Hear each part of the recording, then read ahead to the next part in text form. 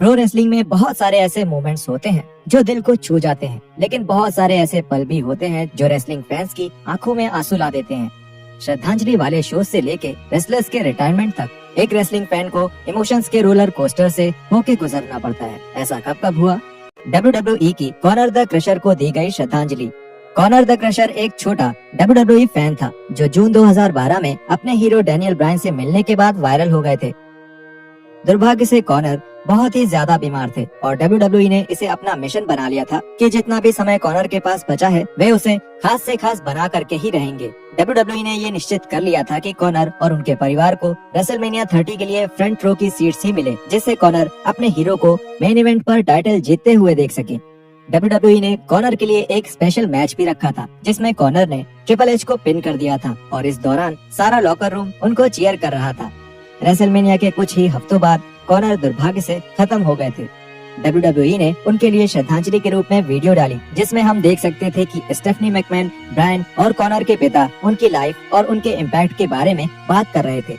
ये वीडियो देखना काफी मुश्किल था, मगर ये देखना बहुत अच्छा था कि कॉनर की कहानी ने कितने लोगों की जिंदगी पे एक पॉजिटिव इफेक्ट डाला।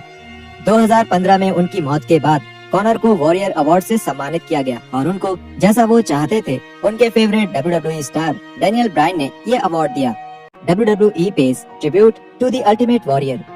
वॉरियर की WWE में वापसी से कुछ ही दिनों बाद उनकी मौत हो गई, जिससे थोड़ा पहले वो हॉल ऑफ फेम में इंडक्ट हुए थे और रॉ पे भी आए थे। वॉरियर ने WWE के साथ रिश्ते सुधार लिए थे क्योंकि पहले दोनों की एक दूसरे से बिल्कुल नहीं बनती थी, मगर वॉरियर की वापसी के बाद सब सही हो गया था। उनके गुजर जाने का असर WWE और फैंस दोनों पे काफी गहरा हुआ क्योंकि वॉरियर अब तक के सबसे एनर्जेटिक और कलरफुल रेसलर्स में से एक थे। WWE ने वॉरियर को श्रद्धांजलि एक 10 बेल सैल्यूट करके दिया रॉ के शुरुआत में और उनके करियर पे एक स्पेशल वीडियो भी चलाया। Number 3, the Undertaker says goodbye. 2020 का Survivor Series pay per view Undertaker के रिटायरमेंट के इर्द गिर्द ही बनाया गया था, जिसमें कई WWE सुपरस्टार्स का कैमियो था, अभी और पुराने दोनों टाइम के। दुर्भाग्य से पैंडेमिक की वजह से अंडरटेकर की रिटायरमेंट स्पीच फैंस की गैर मौजूदगी में हुई और इसमें WWE कुछ कर भी नहीं सकता था। खैर, टेकर के रिटायरमेंट सेगमेंट की शुरुआत लेजेंड्स जैसे triple H, Mick Foley, Shawn Michaels और केन सबके रिंग में आने से हुई। WWE चेयरमैन विंस मैकमैन ने फिर एक छोटी सी स्पीच दी जहां पे उनको आंसू रोकने पर खास तौर से ये कहते वक्त कि अंडरटेकर की कहानी हमेशा जिंदा रहेगी। अंडरटेकर ने फिर अपना फाइनल एंट्रेंस किया और कैरेक्टर में रहते हुए ही स्पीच दी, मगर ये साफ था कि वो काफी भावुक थे। उन्होंने बोला, मेरा समय आ चुका है कि मैं अंडरटेकर को रेस्ट इन पीस करने दूं। द अंडरटेकर ने अपनी स्पीच खत्म की नेट पॉल बेयरर के होलोग्राम के सामने नील करके, जो कि काफी था घर में बैठे फैंस की आंखों में आंसू लाने के लिए। पेपर व्यू फिर खत्म हुआ अंडरटेकर के वापस जाने से, जिससे पहले उन्होंने एक आखिरी बार अपने सिग्नेचर तरीके से अपना हाथ I wish monsoon was here. आज तक WWE हॉल ऑफ फेम में कई इंस्पायरिंग और emotional hall of fame speeches रही हैं, मगर शायद सबसे ज्यादा इमोशनल स्पीच वो थी जो बॉबी द ब्रेन हीनन ने दी थी जब वो 2004 में इंडक्ट हुए थे। बॉबी अब तक के सबसे प्रभावशाली और फेमस रेसलर्स में से एक रहे हैं और उनको हॉल ऑफ फेम में तो इंडक्ट होना ही था। बॉबी ने अपनी स्पीच के दौरान बहुत ही हंसी मजाक किया, पर एक ऐसी बात जो बॉबी हीनन ने कही जो आज भी दुख देती है। स्पीच के आखिर में उन्होंने बोला,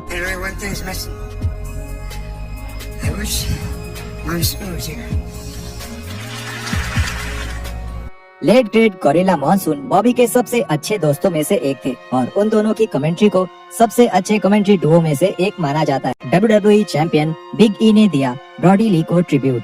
सारे रेसलर्स जो कभी भी ब्रॉडी ली से मिले थे उनके बारे में हमेशा काफी अच्छी बात ही करते थे, इसलिए जब वे 2020 में मर गए थे तो जो भी उनके करीबी थे उनके दिलों में एक खालीपन सा रह गया था। WWE superstar big E Brody ली के सबसे करीबी दोस्तों में से एक थे और इसलिए जब उन्होंने 2021 में टाइटल जीता तो उन्होंने इससे अपने दिवंगत दोस्तों को श्रद्धांजलि के रूप में पेश किया। बिग ई के टाइटल जीतने के बाद वाली रॉ पर उन्होंने दिल से एक प्रोमो किया जिसमें उन्होंने अपने सभी फैंस को उनके द्वारा दिए गए सपोर्ट के लिए शुक्रिया बोला और उन्होंने ब्रॉडी के बारे में बात करते हुए ये कहा, मैं इस धरती पे अपने सारे चाहने वालों का शुक्रगुजार हूँ और खास करके अपने उस दोस्त का जो अब इस दुनिया में नहीं है।